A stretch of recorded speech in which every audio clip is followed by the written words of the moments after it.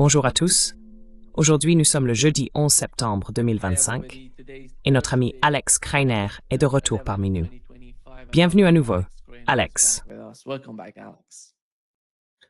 Merci de m'accueillir à nouveau, Nima. C'est toujours un plaisir d'être avec vous.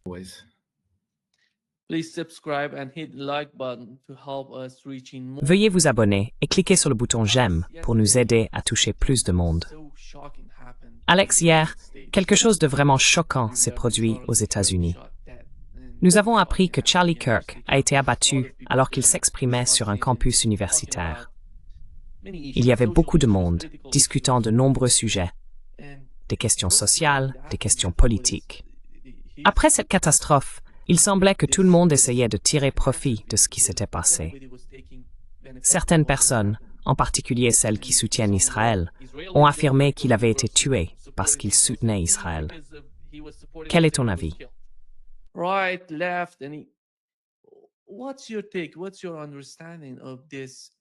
Quelle est votre compréhension de cela? Est-ce qu'on a encore une droite et une gauche aujourd'hui? Y a-t-il encore quelque chose qui sépare vraiment les gens? Je ne le vois pas. Je ne vois pas de droite ni de gauche. Je ne vois pas ça en Europe. Je ne vois pas ça dans le pays où je vis, au Brésil. Je ne vois pas ça aux États-Unis. Je pense que c'est vraiment simpliste de juger les gens en fonction de la droite ou de la gauche. C'est bien plus profond que ça. Qu'en pensez-vous?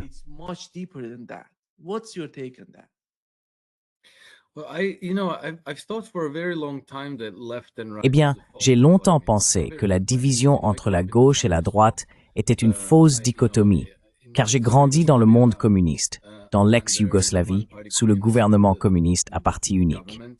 À l'école, nous devions étudier le marxisme.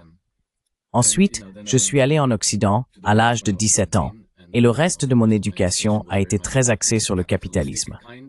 J'ai étudié l'économie à l'université, puis je suis devenu négociant en pétrole, et plus tard gestionnaire de fonds spéculatifs.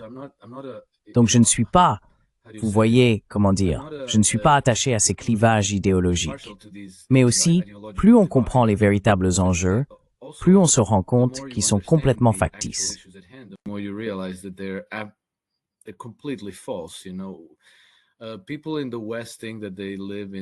Les gens en Occident pensent qu'ils vivent dans un monde capitaliste et que des endroits comme le Venezuela, la Chine, l'ex-Union soviétique et les pays de l'Est avaient un système socialiste. En réalité, les systèmes étaient exactement les mêmes. Ils reposaient sur exactement le même système monétaire. Les différences concernaient principalement la répartition de, disons, la nature des dépenses publiques. Ainsi, dans les systèmes que nous appelons socialistes, les dépenses publiques sont orientées du bas vers le haut, c'est-à-dire que l'argent est distribué aux programmes sociaux, disons des retraites plus généreuses, une meilleure couverture santé, l'éducation et ce genre de choses.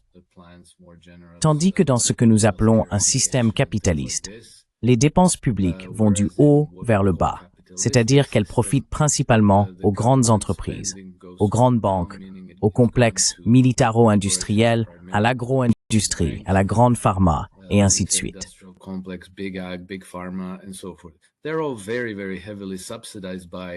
Ils sont tous très très fortement subventionnés par le gouvernement, et personne ne s'en plaint, parce que si l'argent va déjà aux riches, appelons-les les grands patrons et les détenteurs d'obligations, alors tout le monde trouve ça fantastique. C'est comme ça que les choses devraient être. Mais fondamentalement, c'est ça la différence. Et je pense que toute la division gauche-droite n'est qu'une construction idéologique destinée à distraire les gens en les faisant débattre des mauvais sujets. J'ai d'ailleurs remarqué que beaucoup de gens ont réagi à l'assassinat de Charlie Kirk comme s'il s'agissait de violences de gauche. Cela n'a rien à voir avec la gauche ou quoi que ce soit de ce genre. Le conflit, c'est toujours, tu sais, c'est très important de garder cela à l'esprit. Et toi et moi en avons déjà discuté plus d'une fois.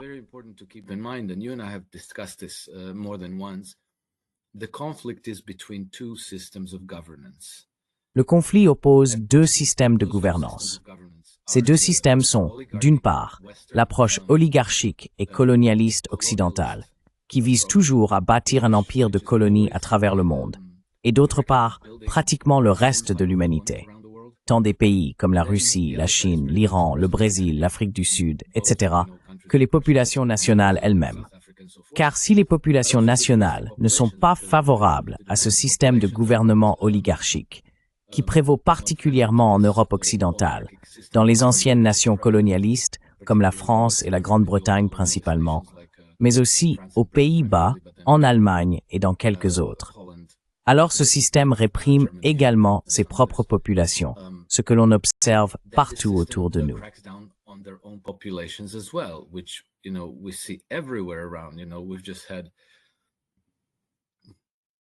Nous venons d'assister à des affrontements très violents entre des manifestants français et la police française, ce qui est un phénomène régulier.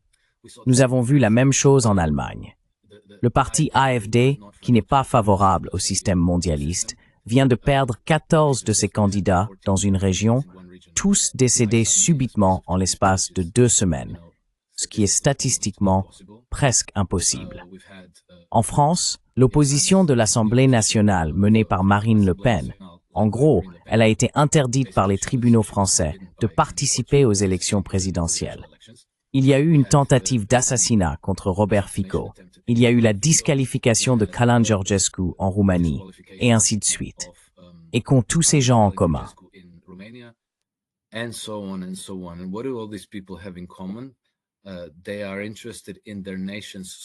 Ils s'intéressent à la souveraineté de leur nation.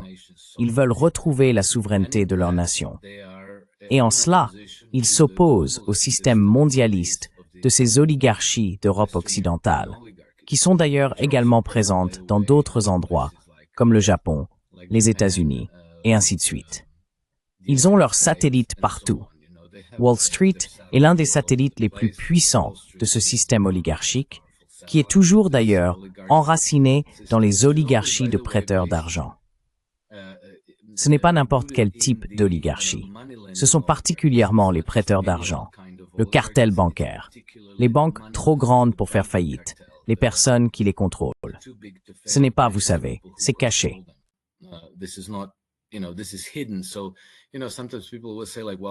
Alors vous savez, parfois les gens disent, eh bien pourquoi ne donnez-vous pas de nom? Eh bien, je ne connais pas les noms parce qu'ils sont gardés secrets.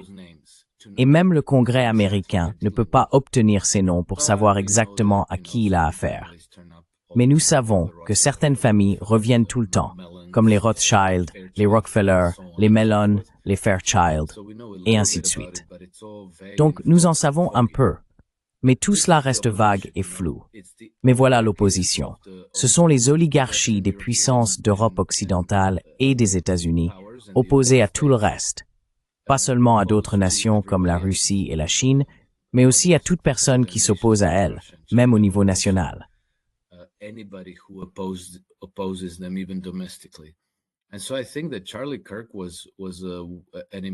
Je pense donc que Charlie Kirk était un leader d'opinion important, un activiste et influenceur majeur aux États-Unis qui soutenait Trump, dont l'activisme visait à ramener les États-Unis à leurs racines républicaines, à protéger la souveraineté américaine, sans la brader aux mondialistes. Et donc il a fini par se faire tuer.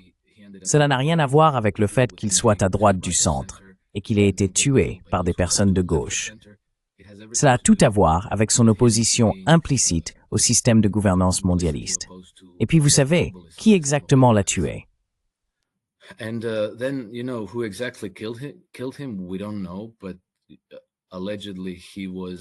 ne savons pas, mais il paraît qu'il craignait lui-même d'être tué par les Israéliens, même s'il a longtemps été un fervent défenseur et soutien d'Israël, même pendant ce génocide.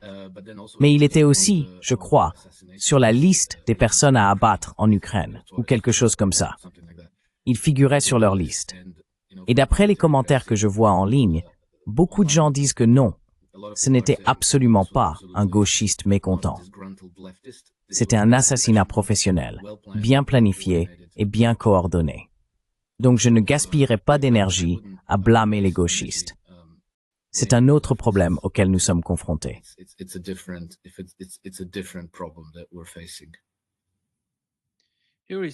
Voici une partie de ce qu'il a dit sur le PBD Podcast, le podcast de Patrick Bet-David.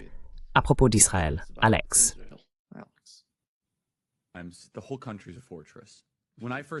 Tout le pays est une forteresse.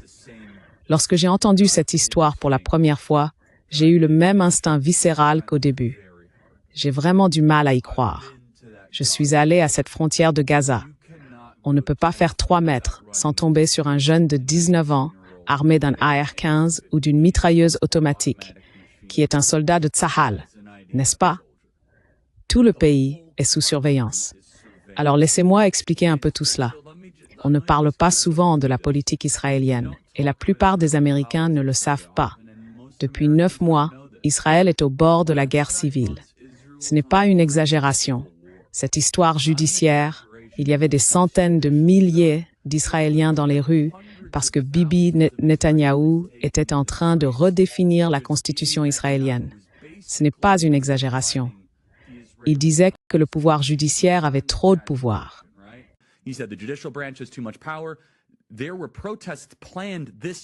Des manifestations étaient prévues cette semaine contre Netanyahou, où l'on s'attendait à ce que des dizaines de milliers de personnes descendent dans la rue. Tout cela a disparu, Patrick. Netanyahou dispose maintenant d'un gouvernement d'urgence et d'un mandat pour diriger. Je ne vais pas jusqu'à dire que Netanyahou était au courant ou qu'il y avait des renseignements à ce sujet, mais je pense qu'il faut se poser certaines questions. Y a-t-il eu un ordre de ne pas intervenir? Y a-t-il eu un ordre de ne pas intervenir? 6 heures? Je n'y crois pas. Israël a la taille du New Jersey. Quand j'ai pris un hélicoptère de Jérusalem à la frontière de Gaza, ça a pris 45 minutes. 6 heures. Ils diffusent en direct le massacre de Juifs. Est-ce que quelqu'un au gouvernement a dit « n'intervenez pas » ? C'est une question légitime qui n'a rien d'une théorie du complot. Tout le pays, c'est l'armée israélienne. Tout le pays. Et vous essayez de me dire qu'ils vont à des concerts, dans des kibbutz, dans des écoles. Et d'après les rapports... Oui, ce sont exactement le même genre d'arguments que nous avons ici dans ce podcast, Alex. Ce n'est pas très différent de ce que nous faisons et de ce dont nous parlons.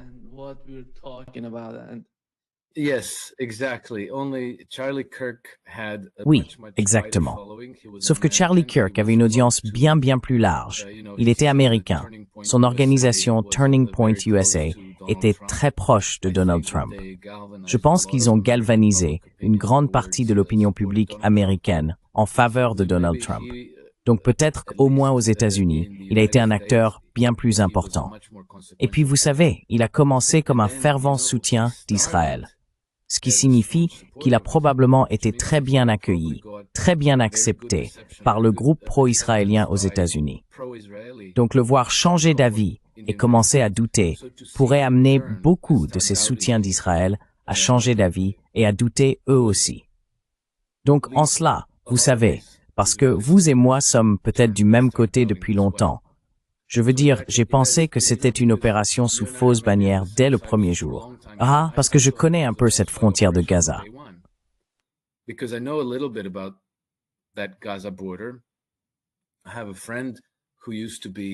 J'ai un ami qui faisait partie de l'armée israélienne, dans le renseignement, et qui a travaillé précisément à la frontière de Gaza.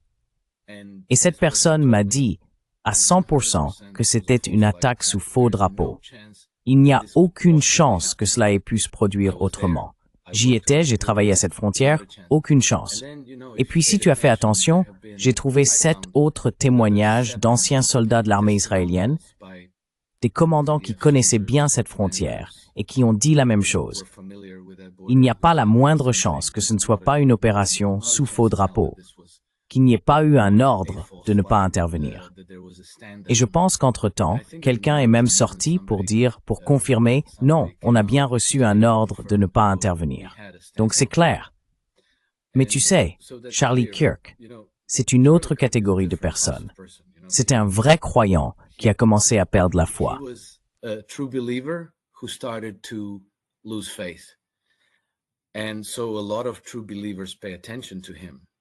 Ainsi, de nombreux véritables partisans lui prêtent attention. Donc, s'il commence à perdre la foi, il commence à se demander « réfléchissons à cela ». Et alors, vous savez, le soutien large à Israël aux États-Unis pourrait commencer à s'effriter. Donc, qui sait? Vous savez, les Ukrainiens l'avaient aussi sur leur liste noire. Mais ensuite, une fois que vous comprenez cette perspective, qu'il s'agit d'un conflit entre l'ordre mondial fondé sur des règles, ce système de gouvernance oligarchique, et tous les autres, vous comprenez alors que le conflit en Ukraine et le conflit en Israël sont deux champs de bataille d'une même guerre. Il n'est donc pas surprenant que le gouvernement de Kiev et celui de Jérusalem, Tel Aviv, soient tout aussi irrités par Charlie Kirk et veuillent sa mort.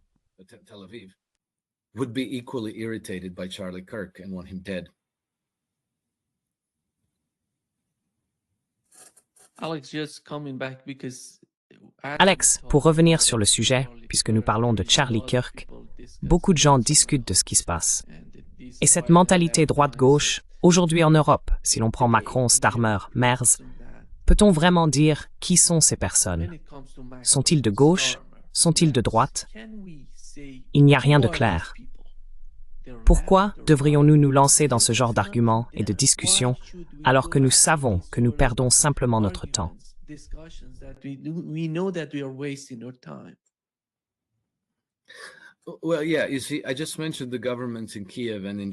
Eh bien oui, vous voyez, je viens de mentionner les gouvernements à Kiev et à Jérusalem, et ils ne sont pas de gauche. Ce sont des fascistes. Et puis si vous regardez les gouvernements à Berlin, à Paris, à Londres, eux aussi sont fascistes. À Berlin, vous avez Friedrich Merz, qui est l'ancien PDG de BlackRock Allemagne, n'est-ce pas? Et puis à Paris, à l'Élysée, vous avez Emmanuel Macron, qui est un ancien banquier de chez Rothschild. Et puis en Grande-Bretagne, vous avez Keir Starmer, qui n'est pas un ancien banquier, mais il est avocat. Et c'est le serviteur de Tony Blair. Tony Blair est la grande éminence, l'éminence grise derrière le gouvernement Starmer, et l'homme qui tire réellement les ficelles. Et Tony Blair est une figure incontournable de la City de Londres, qui est le siège du cartel bancaire mondial, n'est-ce pas?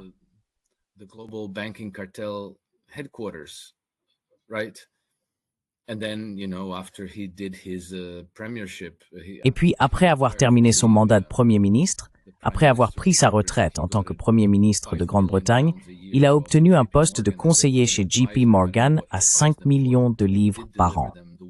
Je ne sais pas sur quoi il les conseillait, mais il leur a bien livré la guerre en Irak, avec son fameux dossier trafiqué sur Saddam Hussein, censé pouvoir bombarder Londres à l'arme nucléaire en 45 minutes. Voilà, c'était Tony Blair. Et je pense qu'il était le chef de file, c'est à lui qu'on avait confié la mission de livrer cette guerre. George Bush et son gouvernement semblaient être aux commandes, mais je n'en suis pas convaincu. Tony Blair était très impliqué. Et ils avaient des liens très étroits. Vous savez, cette fameuse relation spéciale. On ne sait pas exactement comment ça fonctionne, mais on sait qu'ils ont des liens extrêmement proches, ou du moins ils en avaient jusqu'à l'arrivée de Trump, avec tous les gouvernements, avec George W. Bush, Obama, Clinton et Biden.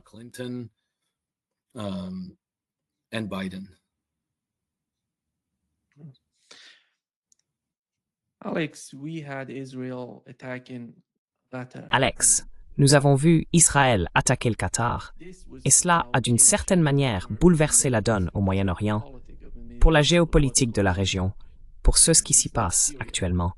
Et ce n'est pas la Syrie, ce n'est pas Bachar al-Assad, ce n'est pas non plus le Liban, ni le Yémen. Il s'agit de l'un des alliés les plus importants des États-Unis au Moyen-Orient. Et ils ont attaqué, ils ont échoué à assassiner les dirigeants du Hamas. Voici ce qu'a déclaré Netanyahou. Et l'ambassadeur israélien aux États-Unis a laissé entendre qu'ils allaient poursuivre cette mission d'assassinat. Mais voici ce qu'a dit Netanyahou.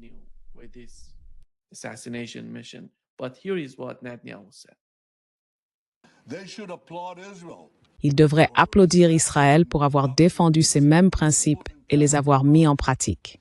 Et je dis au Qatar et à toutes les nations qui abritent des terroristes, soit vous les expulsez, soit vous les traduisez en justice. Parce que si vous ne le faites pas, nous le ferons. We will. Yeah.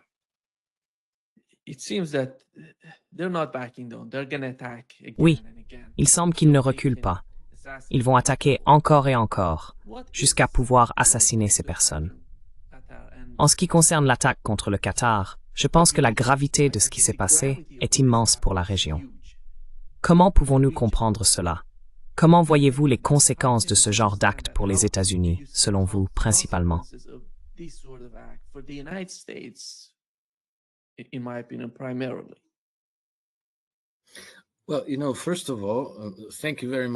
Eh bien, tout d'abord, merci beaucoup de m'avoir invité. En écoutant Benjamin Netanyahou, il me prend toujours au dépourvu avec ce genre de choses. Mais vous savez, l'hypocrisie de cet homme est tout simplement hors norme, car Benjamin Netanyahou est le parrain du Hamas.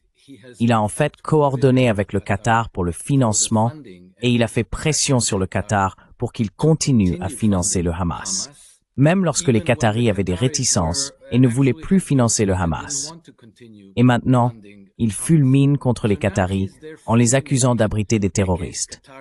C'est précisément l'organisation que vous avez contribué à faire naître, M. Netanyahou, et dont vous avez insisté pour poursuivre le financement. Dans quel but? Empêcher la création d'un État palestinien.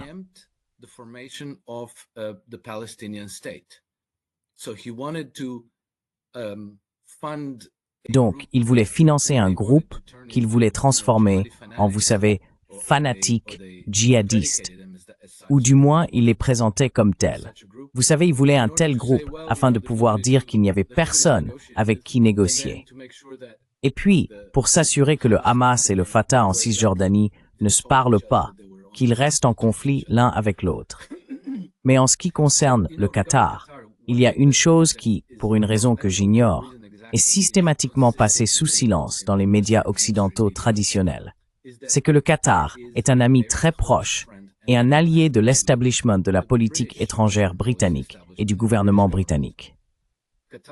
Le Qatar dispose de 2 bases aériennes qu'il utilise en Grande-Bretagne, où les pilotes d'avions qataris sont formés par des pilotes de la Royal Air Force.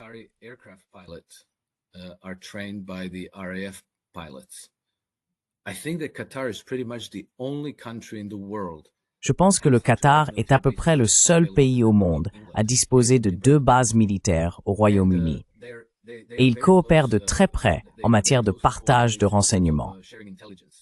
Le Qatar a été, vous savez, la base arrière de cette partie de la direction du Hamas, qui ne vivait pas vraiment à Gaza.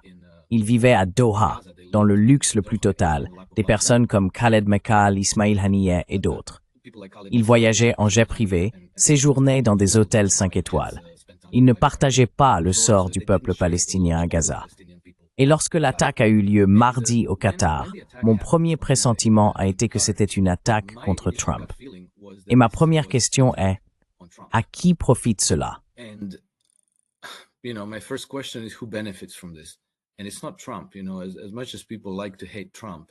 Et ce n'est pas Trump.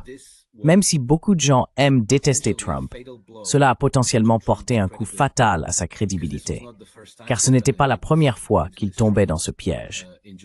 En juillet, l'administration Trump négociait avec les Iraniens, puis les Israéliens ont attaqué les négociateurs iraniens et en ont tué plusieurs. C'était donc la 2e fois qu'il tombait exactement dans le même piège. Quoi qu'il en soit, alors que je me posais la question, la nouvelle est tombée qu'un avion de surveillance de la Royal Air Force britannique tournait au-dessus de Doha pendant des heures au moment des attaques. Et puis, on a aussi vu que Trump était très embarrassé. Il disait « Je ne suis pas très content de cela ». Trump was very embarrassed. He was saying, "I'm not very happy about this," and then he called the Qataris and, you know. Et puis il a appelé les Qataris et a fait une déclaration sur ce qu'il avait dit. Peut-être que c'est ce qu'il leur a dit, mais en gros, l'essentiel était que cela ne se reproduirait plus jamais et qu'ils allaient signer un nouvel accord de coopération militaire avec le Qatar. Et puis, presque immédiatement après, Netanyahou sort et dit non, nous referons cela. Ils contredisent donc directement Trump sur ce point et le défient, sapant ainsi sa crédibilité. C'est donc un énorme problème. Mais pour une raison quelconque, le rôle des Britanniques n'est jamais examiné. Cela passe toujours sous le radar, et tous les commentaires et toute la virulence sont dirigés contre les Américains, et maintenant en particulier contre Trump. Directed at the Americans, and now, particularly Trump. I think we need to look a lot more closer Je pense que nous devons examiner de beaucoup plus près ce que font les Britanniques. C'était leur avion de surveillance qui survolait Doha, de la même manière que les avions de surveillance de la Royal Air Force britannique survolent Gaza presque tous les jours. Et nous savons qu'ils partagent des renseignements avec les FDI en temps réel. On peut supposer qu'ils leur fournissent des renseignements de ciblage afin que les Israéliens sachent où larguer les bombes. À mon avis, cela pourrait être exactement la même raison pour laquelle l'avion de la Royal Air Force survolait Doha mardi. Donc vous savez, les gens se sont déchaînés contre Trump. En partie, il l'a mérité parce qu'il n'a pas très bien géré la situation. Mais je pense que le rôle des Britanniques doit être examiné de beaucoup plus près.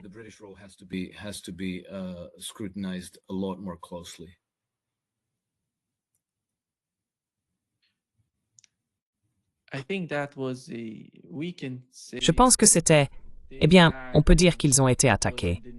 Et il a été rapporté dans les médias qu'ils avaient quitté la salle de négociation pour prier. Et c'est pour cette raison qu'ils ont laissé leur téléphone portable lorsque les Israéliens les ont attaqués. Mais à mon avis, il s'agissait d'une vaste opération de renseignement au Qatar.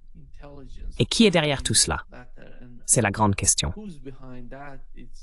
Certaines rumeurs disent que les services de renseignement turcs ont réussi d'une manière ou d'une autre à les prévenir avant que cela ne se produise au Qatar. Mais c'était à la toute dernière minute, dans les derniers instants de l'attaque. C'est pourquoi ils n'ont pas pu organiser une évacuation complète des lieux.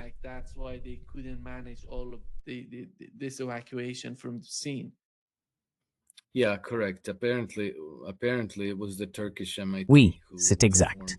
Apparemment, c'est le MIT turc qui a informé la délégation du Hamas ou les Qataris que l'attaque allait avoir lieu au dernier moment, ce qui leur a permis de l'éviter et de survivre. Je ne comprends pas pourquoi Trump et son entourage ont essayé de s'approprier cela en disant « Oh oui, nous ». En réalité, c'est Netanyahou qui a déclaré que les Américains avaient donné leur feu vert à l'attaque. Puis Trump a dit « nous avons informé le Qatar à l'avance ». Mais il s'est avéré qu'ils ont informé les Qataris 10 minutes après que l'attaque ait déjà eu lieu, ce qui signifie qu'ils ne savaient pas non plus. Ils ont été pris par surprise, je suppose par les Israéliens et les Britanniques.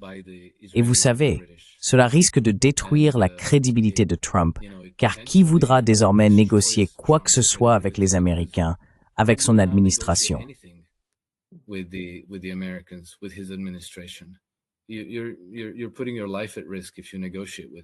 Vous mettez votre vie en danger si vous négociez avec eux. Et même si Trump ne le fait pas, même si ce n'est pas Trump ou Hegseth ou Marco Rubio ou Witkoff, mais peut-être que leur administration est tellement infiltrée par des espions et des informateurs qui ne peuvent même pas négocier quoi que ce soit avec qui que ce soit sans que les Britanniques ou les Israéliens soient au courant. Alors c'est un énorme problème qu'ils doivent résoudre. Mais nous verrons ce qui se passera, car je pense que les Qataris n'auront pas d'autre choix, aucune option, que d'essayer de recoller les morceaux avec les Américains. Je pense qu'ils devront peut-être repenser leur relation avec les Britanniques.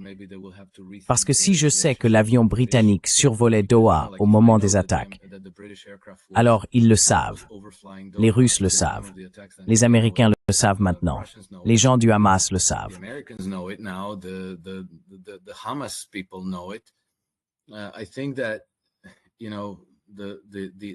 Je pense que le point positif dans cet événement, c'est qu'il a permis de mettre en lumière qui est réellement l'incendiaire de la paix dans la région. En tête de liste, selon moi, se trouve toujours l'établissement de la politique étrangère britannique. Je tiens à bien préciser qu'il s'agit du gouvernement britannique et non du peuple britannique. Car à mesure que les gens prennent conscience du rôle du Royaume-Uni, il faut comprendre que les Britanniques eux-mêmes sont maintenus dans l'ignorance à ce sujet, qu'on leur ment et qu'on les soumet à la propagande. Le conflit entre ces deux systèmes de gouvernance ne vise pas seulement les nations étrangères, mais aussi leur propre population. Et aujourd'hui, on voit des mouvements sociaux commencer à prendre de l'ampleur au Royaume-Uni à mesure que les gens réalisent ce qu'on leur fait subir également.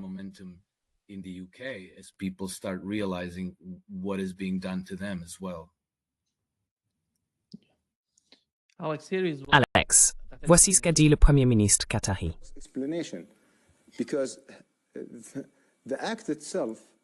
Parce que l'acte en lui-même, je veux dire, la portée de cet acte, aucun esprit humain ne peut vraiment la saisir. Nous pensions avoir affaire à des gens civilisés. C'est ainsi que nous traitons les autres. Mais l'action qu'il a entreprise, c'est je n'arrive pas à la décrire, mais c'est un acte barbare. Ce Premier ministre nous entraîne dans un monde chaotique.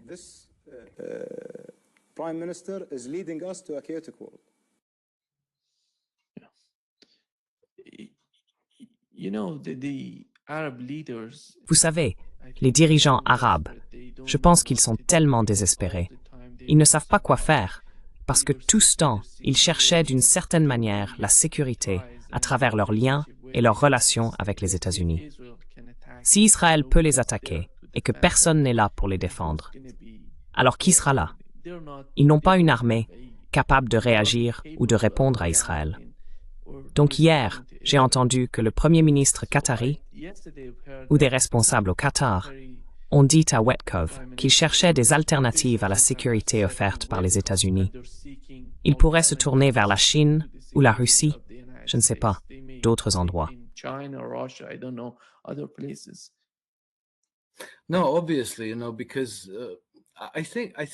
Non, évidemment, vous savez, parce que je pense que nous sommes maintenant à un point d'inflexion, peut-être pas au moment culminant, de la transition du modèle britannique de sécurité, ou plutôt d'insécurité, sur la masse continentale eurasienne, qui a toujours été façonnée par le principe du diviser pour mieux régner. On monte donc toujours un voisin contre un autre, on les arme tous les deux, et on leur accorde des prêts à tous les deux. Et on veille toujours à ce que lorsque l'un devient un peu plus puissant que l'autre, on soutienne l'autre. C'est ce qu'on appelle l'approche de l'équilibre des puissances, n'est-ce pas? Et cela a abouti à plus d'un siècle de guerre sur le continent eurasien. Ce que les Russes et les Chinois essayent de faire, c'est de réinitialiser cette architecture de sécurité pour instaurer un siècle de paix, voire une paix permanente sur le continent.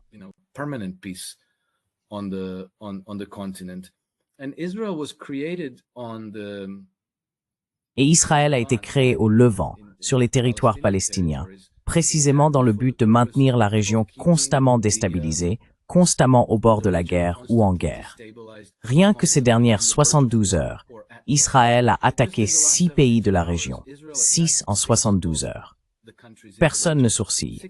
Vous savez, quelques drones venus de Russie ou d'Ukraine survolent l'espace aérien israélien ou polonais et tout le monde s'indigne. C'est perçu comme une offense impardonnable. Les Russes barbares, regardez ce qu'ils font. Israël bombarde 6 de ses voisins en 3 jours. Et tout le monde trouve cela normal, parce qu'Israël a le droit de se défendre et peut faire ce qu'il veut. Ils peuvent tuer les équipes de négociation des autres, leur gouvernement, leur premier ministre et tout le cabinet.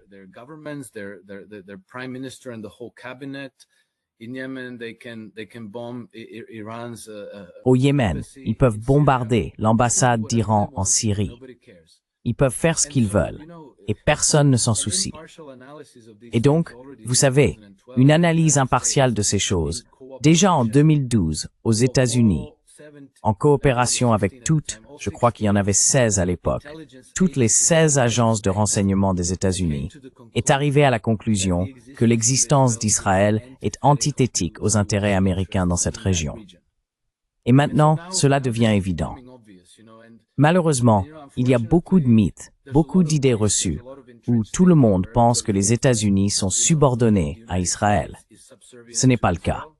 Que Donald Trump serait d'une certaine manière dévoué à Benjamin Netanyahou et qu'il ferait tout ce que Benjamin Netanyahou dit, je ne pense pas que ce soit la vérité non plus.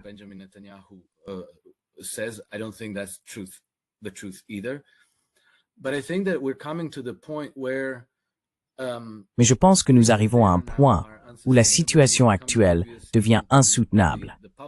Et cela devient évident même pour le public en Occident, aux États-Unis et en Europe de l'Ouest. Et c'est encore plus évident pour toutes les puissances régionales. Et donc maintenant, étant donné que les États-Unis ne peuvent pas vraiment agir contre Israël, parce que comme nous l'avons vu, le Congrès américain est pratiquement sous la coupe d'Israël. Si Benjamin Netanyahou venait aujourd'hui au Congrès américain, après 3 ans de génocide, et prononçait un discours, tous les membres du Congrès, comme des phoques applaudissant, lui offriraient 50 ovations debout. Et la moitié des bureaux, qui sait, peut-être plus, des membres du Congrès au Capitole américain arborent des drapeaux israéliens et des plaques disant, vous savez, nous soutenons Israël, nous sommes aux côtés d'Israël, etc., etc. You know, we stand with Israel, we support Israel, etc., etc. So you can't, you know, politically you can't challenge Israel. Donc, politiquement, on ne peut pas s'opposer frontalement à Israël. Mais je pense que le réalignement est déjà en cours. Et vous savez, il y a seulement quelques jours, nous avons eu le sommet de l'OCS à Shanghai, en Chine. Et le monde se rend compte que l'architecture sécuritaire actuelle les condamne à être en guerre de façon permanente, à être ciblés à tout moment du jour ou de la nuit par les Israéliens et leurs soutiens occidentaux. Ils doivent donc, premièrement, se réconcilier avec leur propre population dans leur pays et deuxièmement, dialoguer avec les Chinois, les Russes et les Iraniens, car l'Iran est désormais la nouvelle pierre angulaire de la future architecture sécuritaire de cette région.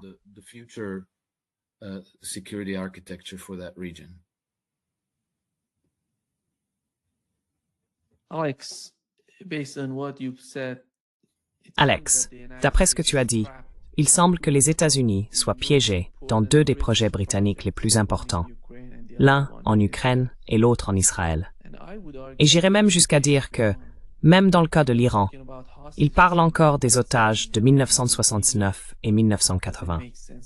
Cela n'a plus de sens d'en parler, compte tenu de la situation actuelle. Les racines des problèmes entre l'Iran et les États-Unis, à mon avis, proviennent aussi d'une sorte de haine qu'ils éprouvent envers l'Iran. Ces personnes que tu as décrites, qui agissent dans l'ombre, n'aiment pas l'Iran parce que le pétrole iranien leur appartenait autrefois. Ils avaient tout. Oui.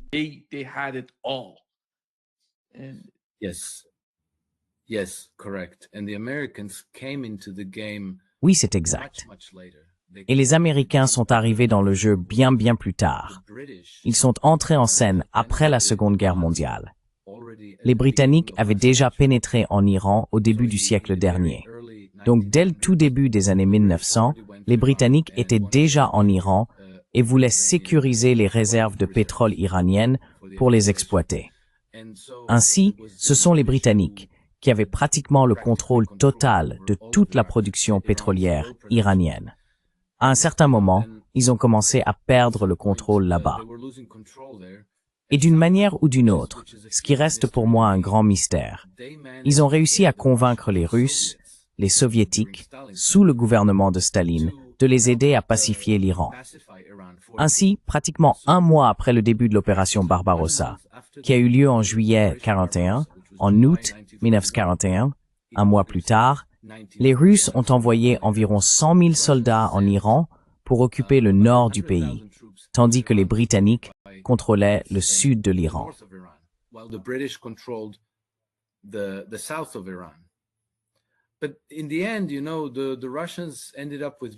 Mais au final, les Russes ont fini par se retirer et ont laissé l'Iran aux Britanniques. Ensuite, ils ont créé la British Iranian Oil Corporation et ont pratiquement pris le pétrole iranien gratuitement. Je crois qu'ils laissaient moins de 9% des redevances à l'Iran. Presque toute la valeur du pétrole iranien allait aux Britanniques. La société qui s'appelle aujourd'hui BP s'appelait alors Anglo-Iranian Oil ou quelque chose comme ça. Ce n'est qu'après la Seconde Guerre mondiale que les Américains se sont en quelque sorte imposés. Et ils ont alors commencé à partager. Lorsque Mossadegh est arrivé au pouvoir, il voulait nationaliser le pétrole iranien au profit du peuple iranien. Et cela n'a pas été fait de manière brutale. And it was not done in any thuggish way. They proposed, they went through the United States. Ils sont passés par les Nations Unies. Ils ont proposé aux Britanniques de les indemniser, de payer les installations et les raffineries qu'ils allaient reprendre à un prix équitable. Mais les Britanniques ont refusé. Ils ont absolument refusé. Et ensuite, ils ont fait appel aux Américains et à la CIA. Ensemble, ils ont renversé Mossadegh puis installé le Shah et son régime, vous savez, brutal et répressif. Donc cela remonte à très très très loin. Les Américains sont arrivés relativement tard dans l'histoire, mais les Britanniques sont présents, je crois, depuis 1903 ou quelque chose comme ça, depuis très très longtemps. Et ils n'ont cessé de remuer ce chaudron presque sans interruption.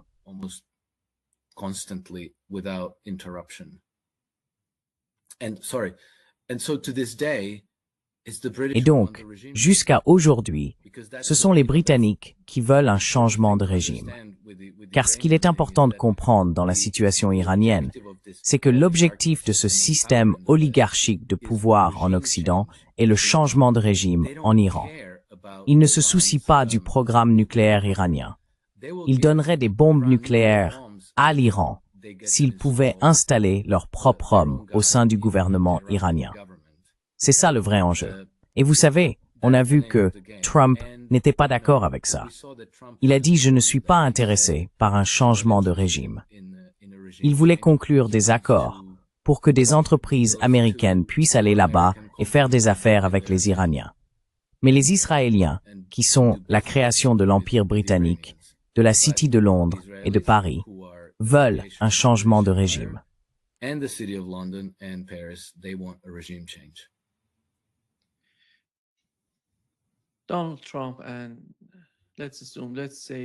Donald Trump. Et disons que les États-Unis doivent décider de ce qu'ils veulent être. Car avec l'attaque contre le Qatar, tout est remis en question. Et la Russie et la Chine, à mon avis, ont l'avantage dans la région. Ils peuvent nouer de nouvelles amitiés, conclure de nouveaux accords de sécurité avec les pays du Moyen-Orient, en Asie occidentale en particulier. Pensez-vous que les personnes qui sont au pouvoir aux États-Unis comprendront la gravité de ce qui s'est passé? Parce que je ne vois rien de bon arriver aux États-Unis à l'avenir, même dans les 5 prochaines années, si cette attitude du gouvernement israélien persiste. S'ils commencent à attaquer à nouveau le Qatar, s'ils attaquent l'Arabie saoudite, les Émirats arabes unis, Bahreïn, ces pays ne peuvent pas se défendre, pour être honnête. Bachar el-Assad était bien plus capable de défendre la Syrie que ses dirigeants de ces États arabes.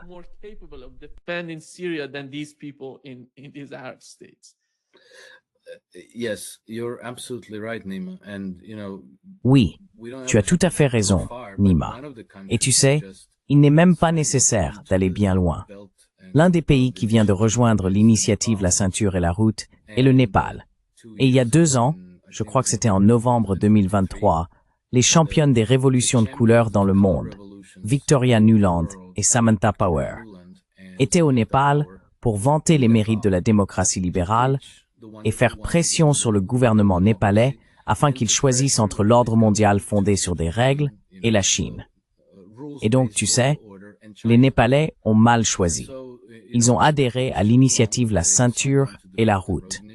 Et comme par hasard, aujourd'hui, il y a une violente révolution de couleur qui se déroule au Népal. Et je pense que si tu es Mohammed Ben Salman en Arabie Saoudite, si tu es un cheikh qatari, si tu es le dirigeant des Émirats arabes unis ou de l'un de ces gouvernements, tu dois te demander, est-ce que cela va m'arriver aussi? Et donc, il faut faire un choix.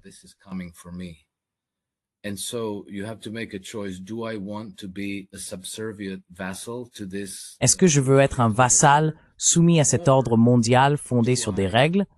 Ou est-ce que je me lève pour dire « Nomas, vous savez, ça suffit, on va plus continuer comme ça ». Je pense que l'expérience du Qatar a été un réveil brutal. Parce que jusqu'à présent, ils pensaient d'accord, ils veulent qu'on aide à renverser Bachar al-Assad. Bon, très bien. Quelques milliards pour le HTS, Al-Qaïda, Al-Nosra, oui, on va coopérer là-dessus. On veut juste être en paix. On a leur base militaire ici. On peut pas faire grand-chose. Mais je trouve très intéressant que Trump ait maintenant proposé un accord de coopération militaire avec le Qatar, ce que les Britanniques ont, mais apparemment pas les Américains. Et donc on voit maintenant que Trump entre dans le domaine britannique. Il les évince du Qatar, si j'interprète bien la situation.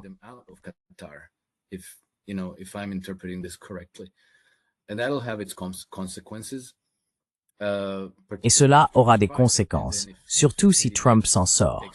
Et ensuite, si J.D. Vance prend la relève ou quelqu'un du camp Trump, alors les Britanniques vont commencer à être évincés de la région. Je comprends que beaucoup de gens pensent que je donne trop de crédit à Trump, qu'il joue à une sorte d'échec en 5D. Et parfois j'en doute moi-même. Peut-être que c'est le cas, ou peut-être qu'ils sont vraiment aussi stupides qu'ils en ont l'air.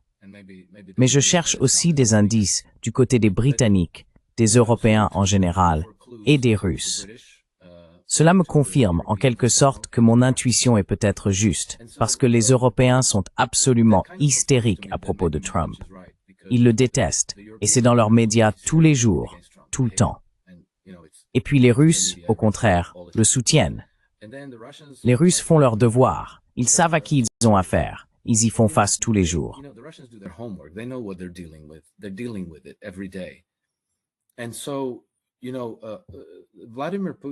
Et donc, Vladimir Poutine a déclaré que lorsqu'il était au sommet économique de l'Est à Vladivostok, il a dit que lors du sommet de l'Organisation de coopération de Shanghai en Chine, il avait informé ses partenaires là-bas du sommet de l'Alaska en août et que la nouvelle avait été très bien accueillie. Il a précisé que personne n'avait émis la moindre critique à l'encontre de Donald Trump. Ensuite, nous avons eu Kirill Dmitriev qui a publié deux choses très intéressantes ces derniers jours. L'une d'elles était qu'il a fait circuler deux images. L'une était un dessin animé représentant trois animaux assis autour d'une table et partageant le thé en amis. Il y avait un tigre avec le drapeau indien au-dessus de lui, un ours avec le drapeau russe au-dessus de lui, et un panda avec le drapeau chinois.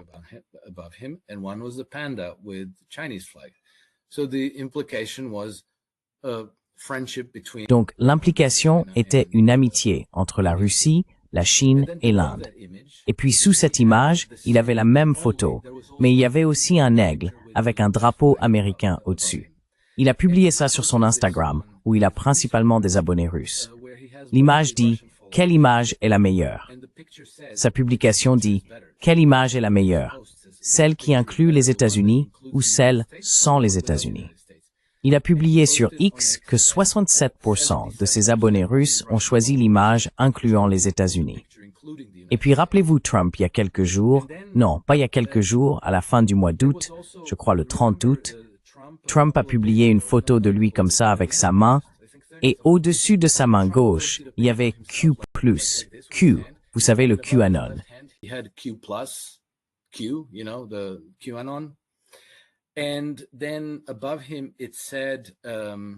Et puis au-dessus de lui, il était écrit « Personne ne peut arrêter ce qui arrive ». Et en dessous, il était écrit « Le monde comprendra bientôt ». Donc Kirill Dmitriev a repartagé cette image. Et il a aussi, je ne sais pas si c'était dans la même publication ou une autre, mais il a dit « Donald Trump et Vladimir Poutine empêcheront le déclenchement de la Troisième Guerre mondiale ». Il n'a pas dit « devrait », « pourrait » ou « risquerait ».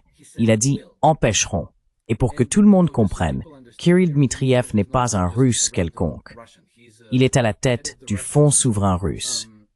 Il est le principal conseiller de Vladimir Poutine sur les questions de développement économique.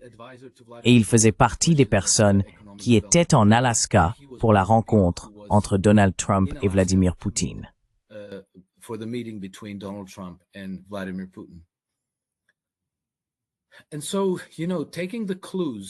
Et donc, vous savez, en prenant exemple sur les Russes, qui comprennent probablement cette situation bien mieux que vous et moi, et que la plupart des gens du public, le fait demeure qu'ils sont très ouverts à la coopération avec les États-Unis, qu'ils préfèrent que les États-Unis fassent partie du nouveau paysage mondial et de la nouvelle architecture de sécurité dans le monde.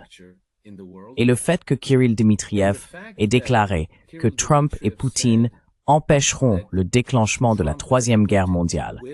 Je pense, je ne sais pas, mais j'ai tendance à croire que c'est une déclaration très importante et qu'elle n'a pas été faite au hasard, qu'elle a été faite de manière très délibérée. Cela me dit qu'ils comprennent les enjeux auxquels nous sommes confrontés. Ils comprennent la source du danger et du risque. Ils comprennent que la Troisième Guerre mondiale est une possibilité réelle et un risque réel, et qu'ils comprennent d'où vient le danger et qu'ils ont accepté de coopérer pour empêcher que cela n'arrive. Donc vous savez, je peux me tromper, mais j'espère vraiment, sincèrement, avoir raison.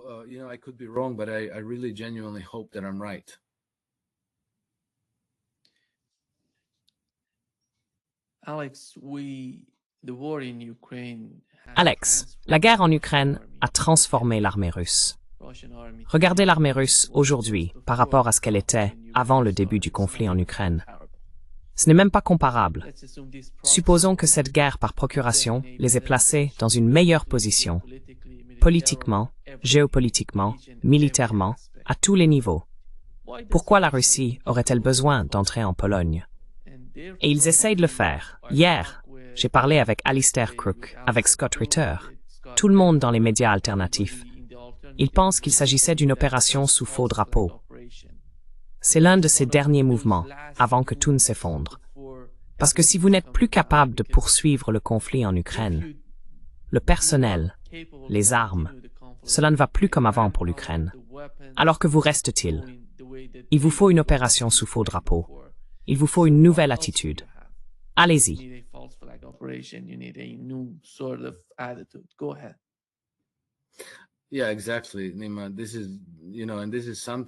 Oui, exactement, Nima.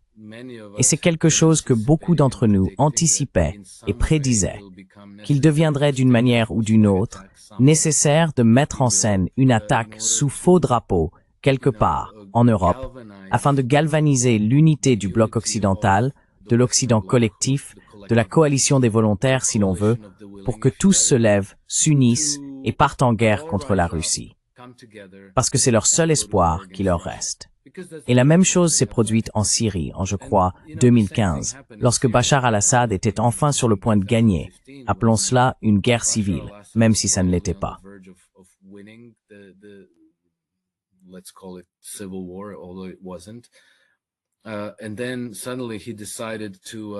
Et puis, soudainement, il a été accusé d'avoir organisé une attaque chimique contre son propre peuple, ce qui était manifestement mis en scène avec la participation des casques blancs et des médias occidentaux.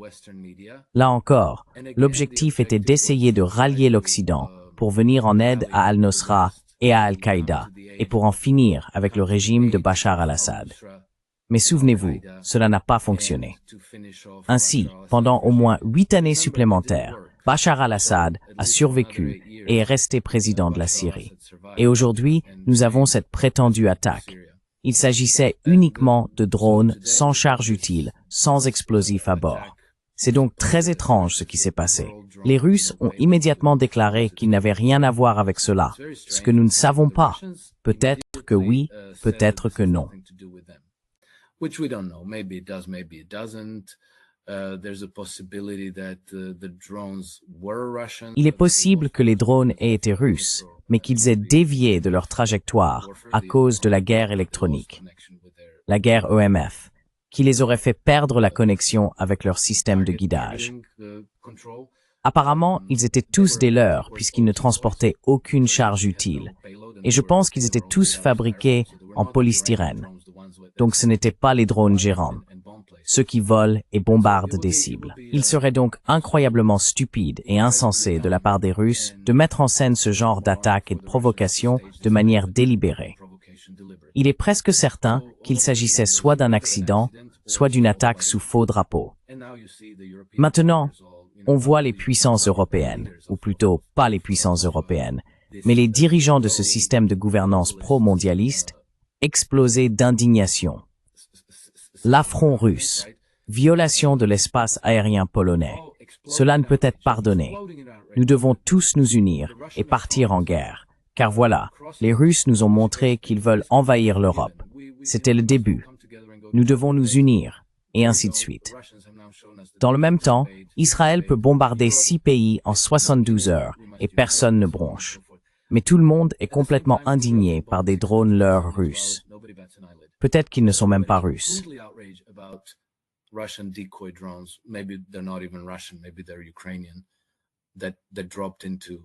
Peut-être qu'ils sont ukrainiens et qu'ils sont entrés dans l'espace aérien polonais.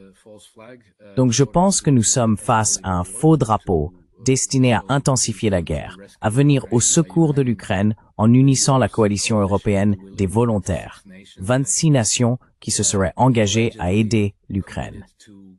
Mais je ne suis pas convaincu, et je ne sais pas si cela va fonctionner. Je voudrais quand même rappeler à vos téléspectateurs que depuis septembre dernier, cela va donc faire environ 1 an maintenant, toutes les webcams, à 1 ou 2 exceptions près, mais plusieurs centaines de webcams dans la ville de Londres se sont éteintes. Elles sont toutes éteintes, et elles le sont encore aujourd'hui. Et je pense qu'il est tout à fait possible que cela suggère qu'une attaque sous faux drapeau est en préparation pour Londres.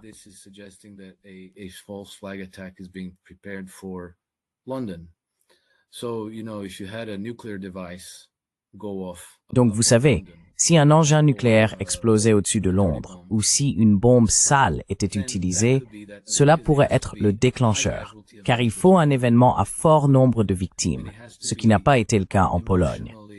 Et il faut que ce soit émotionnellement très puissant. Il faut que l'impact émotionnel soit extrêmement fort, car ensuite on suit avec la couverture médiatique et on prépare ce que Matthias Desmet a appelé la psychose de formation de masse. Et alors, on peut manipuler la population et essayer d'obtenir son consentement pour une guerre contre la Russie. Cela pourrait donc être le grand événement sous faux drapeau qu'ils envisageront. Et je pense qu'ils sont assez désespérés pour faire exploser une bombe sale à Londres. C'est existentiel pour eux. Et nous avons déjà des déclarations de plusieurs personnes comme Gordon Brown, Mark Milley et Mateusz Morawiecki.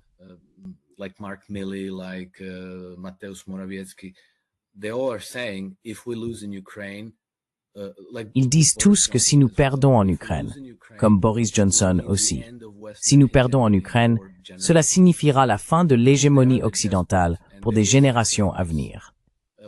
Ils sont donc désespérés et ils sont prêts à tout sacrifier, même un grand nombre de personnes à Londres, pour créer cet événement sous faux drapeau hautement émotionnel, afin de tenter de provoquer une psychose de formation de masse, de déclencher une réaction qui pousserait alors les Européens à accepter d'envoyer leurs fils mourir dans une guerre contre la Russie.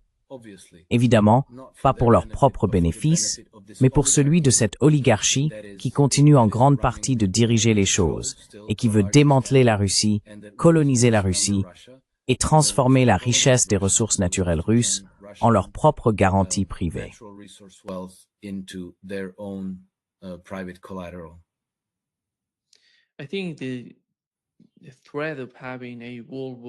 Je pense que la menace d'une guerre mondiale est toujours présente.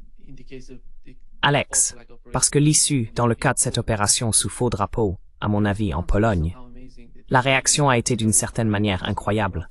On voit des F-35, on voit des Rafales, des avions de chasse français capables de transporter des bombes nucléaires, survoler la mer Noire. Ce sont d'énormes escalades. Elles peuvent déclencher quelque chose de grand, plus grand que ce que nous avons vu jusqu'à présent, une guerre mondiale. Mais après tout, reculer face à ce qui se passe en Ukraine, il me semble que la guerre en Ukraine, ce qui s'est passé avec l'armée russe, ce que nous avons vu avec l'armée chinoise, à quel point elles sont grandes et capables, ce qui s'est passé entre l'Iran et Israël. 12 jours de guerre, qui visaient d'ailleurs principalement un changement de régime en Iran.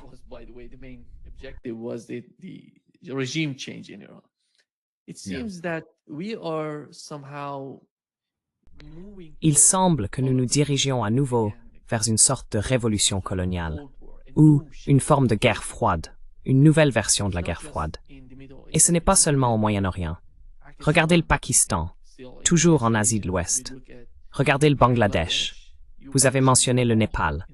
Au Népal, ils essayent de gérer un coup d'État, une révolution de couleur, qui est à 2 doigts de devenir une révolution. L'Inde et la Chine, qui jouent un rôle si important dans cette campagne de pression sur la Russie, tout est là. Et pensez-vous que l'establishment, ceux qui sont responsables de ce qui se passe, on peut les appeler les mondialistes.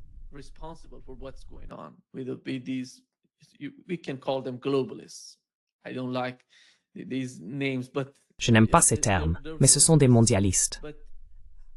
Mais comment le vois-tu? Comprennent-ils vraiment ou ont-ils compris? D'une certaine manière, ont-ils décidé que la guerre ne leur serait pas favorable? Alors, ils se tournent vers les révolutions de couleur, parce que leurs adversaires ne sont pas vraiment capables de les gérer ou de leur résister. La Russie ne connaît pas grand-chose aux révolutions de couleur. La Chine non plus.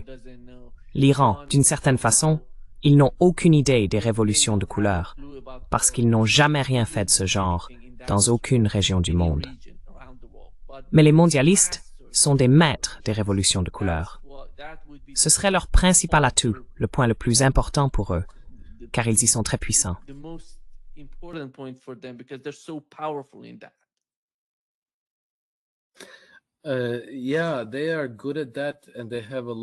Oui, ils sont doués pour ça. Et ils ont une longue tradition d'organiser des révolutions de couleur et des coups d'État. Mais je pense que cela n'a pas toujours des résultats prévisibles, parce que, vous savez, parfois, ils organisent un coup d'État. Eh bien, par exemple, en Iran, ils ont effectivement organisé un coup d'État contre Reza Pahlavi, et ils ont fait venir Khomeini de Paris, mais Khomeini s'est retourné contre eux. Donc cela n'a pas eu de résultats prévisibles. Et puis, ils ont changé le gouvernement au Pakistan. Ils ont renversé Imran Khan. C'était quand? 2022, 2023. Mais maintenant, le gouvernement pakistanais n'est pas exactement un allié. Ils ont un énorme problème avec le Pakistan. Ils ont changé le régime au Bangladesh. On verra ce que cela donnera. Donc je pense que les révolutions de couleur elles-mêmes sont, vous savez, on peut renverser le gouvernement qui vous dérange, mais ce n'est pas une garantie que le prochain gouvernement vous sera exactement obéissant. Et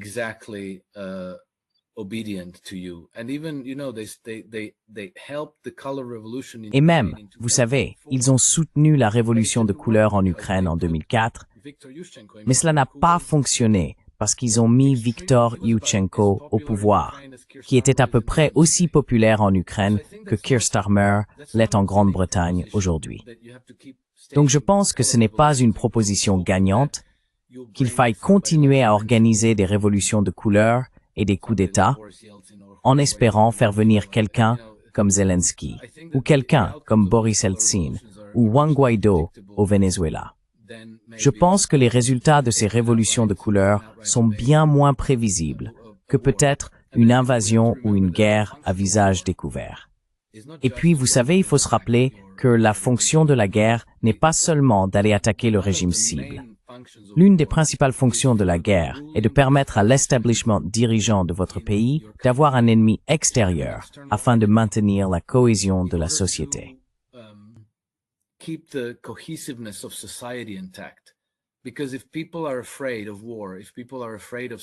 Parce que si les gens ont peur de la guerre, s'ils craignent un ennemi extérieur malveillant qui pourrait envoyer des missiles ou tenter de conquérir leur pays ou de l'envahir, alors ils soutiendront leur gouvernement. Même s'ils les détestent, ils feront bloc derrière eux par peur de l'ennemi extérieur. Donc vous savez, on ne retrouve pas cette dimension dans une opération de changement de régime, mais on la retrouve dans une guerre. Mais vous savez, le problème avec cette escalade contre la Russie aujourd'hui, c'est que tout cela n'est que du vent. Ce ne sont que des coups de communication. Ils peuvent faire voler des rafales au-dessus de la mer Noire et faire semblant d'être durs. Mais ils n'arrivent à rien avec ça.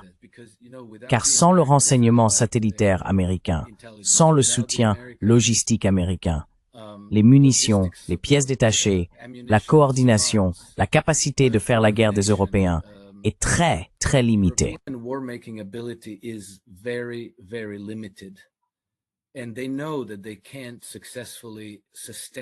Et ils savent qu'ils ne peuvent pas mener une guerre contre la Russie avec succès. Ils peuvent faire voler leurs avions de chasse et détruire quelques cibles, mais ils perdront beaucoup de leurs appareils et reviendront la queue entre les jambes. Et Trump n'est clairement pas d'accord. Trump a récemment annoncé qu'il réduirait le financement de la défense, les dépenses de défense, pour les pays frontaliers de la Russie, c'est-à-dire les pays membres de l'OTAN qui bordent la Russie, à savoir les États baltes, la Pologne, la République tchèque, la Hongrie, la Roumanie et la Moldavie. Bon, la Moldavie n'est pas dans l'OTAN, mais on parle de 300 millions de dollars.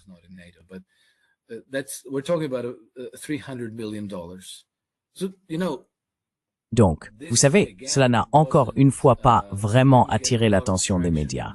Mais c'est une véritable mesure, une véritable décision et un signe d'un changement de politique de l'administration Trump, ce qui est une raison supplémentaire pour laquelle les Européens sont extrêmement paniqués.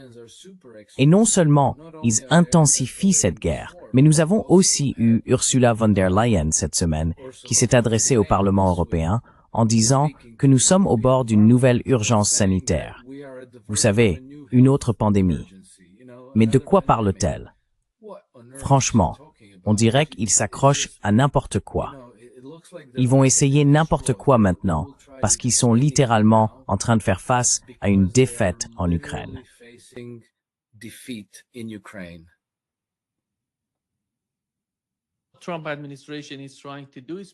Ce que l'administration Trump essaie de faire, c'est de leur mettre beaucoup de pression. Et dans le cas de l'Inde et de la Turquie, Donald Trump dit aux Européens que non seulement ils reçoivent du pétrole et du gaz directement de la Russie, mais qu'ils en reçoivent aussi de l'Inde et de la Turquie. C'est pourquoi, après plus de 3 ans de guerre, nous approchons maintenant des 4 ans, l'Europe reçoit toujours la majeure partie de l'énergie russe.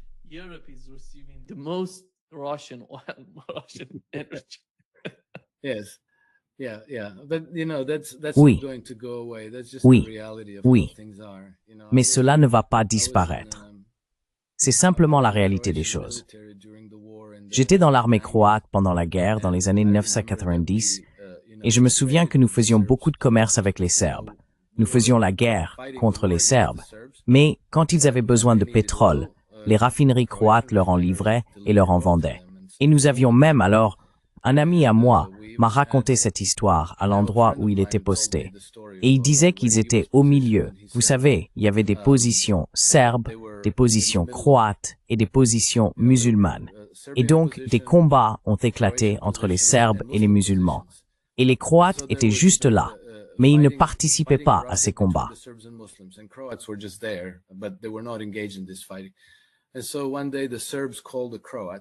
Un jour, les Serbes ont appelé les Croates et ont dit « Eh bien, nous sommes à court d'obus de mortier. En avez-vous » Et le commandement croate leur a répondu « Oui, nous en avons, mais nous n'allons pas vous les donner parce que vous allez ensuite tirer sur nous. » Alors le commandant serbe a dit « Non, non, non, nous en avons besoin pour bombarder les musulmans. Vous avez notre parole, nous ne vous bombarderons pas. » Les Croates ont alors dit « Bon, d'accord. » Ils leur ont donc vendu une cargaison de ces obus de mortier. Et les Serbes ont bombardé les musulmans et ont tenu parole. Ils n'ont pas bombardé les Croates. Mais vous savez, ce genre de choses arrive en temps de guerre.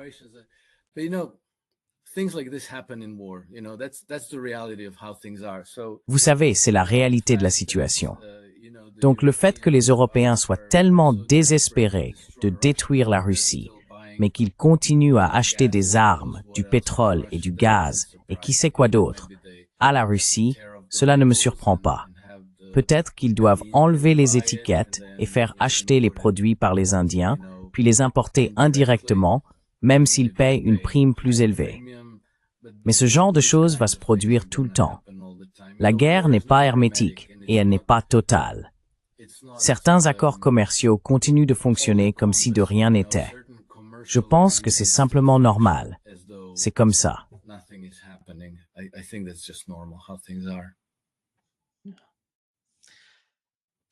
Merci beaucoup, Alex, d'être avec nous aujourd'hui.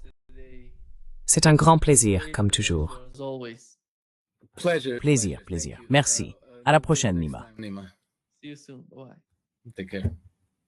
À bientôt. Au revoir. Prends soin de toi.